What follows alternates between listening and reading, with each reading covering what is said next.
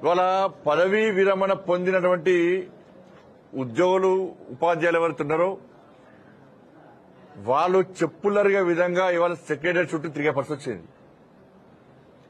వాళ్ళం కూడా 15% కమిషన్ అడుగుతున్నారు.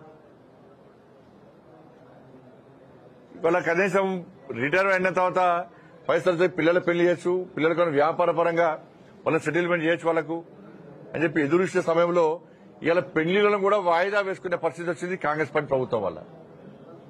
ఇలా కేసీఆర్ ఏం చేసిండు, 59 నుంచి అప్పుడు పదవి విరమణ పొందితే పైసలు ఇవ్వాల్సి వస్తుంది, ఆ పైసలు అని చెప్పి భావించి ఏం చేసిండు, 59 నుంచి వయో పరిమితి చేసిండు, దాన్ని 61 చేసిండు. 58 నుంచి 61 చేసిండు. 61 ఏమైంది, గత ఏడాది 8,000 మంది రిటైర్ అయిపోయారు. మళ్ళా ఈ ఏడాది 10,000 మంది రిటైర్ కావడానికి సిద్ధంగా ఉన్నారు. వీళ్లకు 11,000 కోట్ల రూపాయలు ఇవాళ చెల్లించాల్సి ఉంది. వాళ్ళ కాంగ్రెస్ పార్టీ ఏం చేస్తుంది, మళ్ళా ఎన్నికల తర్వాత 61 నుంచి 65 చేసే ప్రయత్నం చేస్తున్నది. అంటే ఇక నిరుద్యోగులకు ఉద్యోగాలు రావిగా, ఉద్యోగాల కోసం ఎదురు చూసే పరిస్థితి లేదు. 61 నుంచి 65 చేయాలని కాంగ్రెస్ పార్టీ చేస్తున్నది. 11,000 కోట్ల రూపాయలు చెల్లించడానికి పైసలు లేవు కాబట్టి.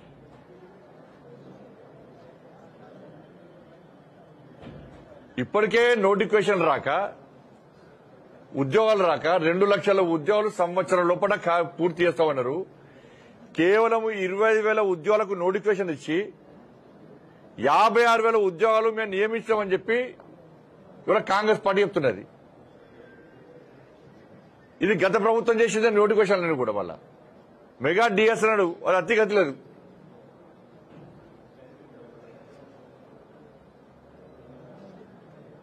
వాళ్ళు నిరుద్యోగ పిలుస్తున్నాడు. ఎవరికి? నిరుద్యోగ యువతకు 14 నెలల నెలకు 4,000 రూపాయలు, వాళ్ళు 56,000 రూపాయలు ఇవ్వాలి. కానీ ప్రమోషన్లు, నిత్య అవసరం, నిత్య బిల్స్, కామన్ బిల్స్ ఉంటాయి కొన్ని బిల్స్. ఈ బిల్స్ పేమెంట్ చేయడానికి ప్రతి నెల 1,000 కోట్ల రూపాయలు అవసరం ఉంటాయి తెలంగాణ రాష్ట్ర వ్యాప్తంగా.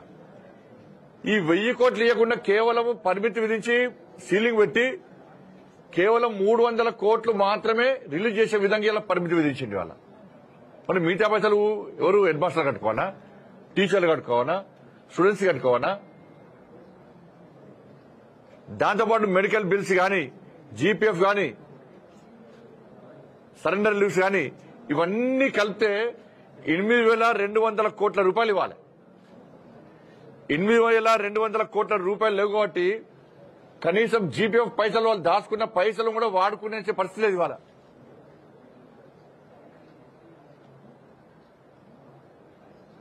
కానీ ఇంత దగా, ఇంత మోసం చేస్తూ ఇవాళ ఏమనంటే కేంద్రాన్ని తిట్టడము, మళ్ళా ఒక ఎలక్షన్స్ రాగానే ఒక వర్గం ఓట్ల కోసం కక్కుర్తి ఇవ్వడము, కొత్త సర్క్యులర్ ఇవ్వడము. వాళ్ళు మాట్లాడితే సెక్యులర్ వాళ్ళు, మేము మాట్లాడితే మతతత్వం.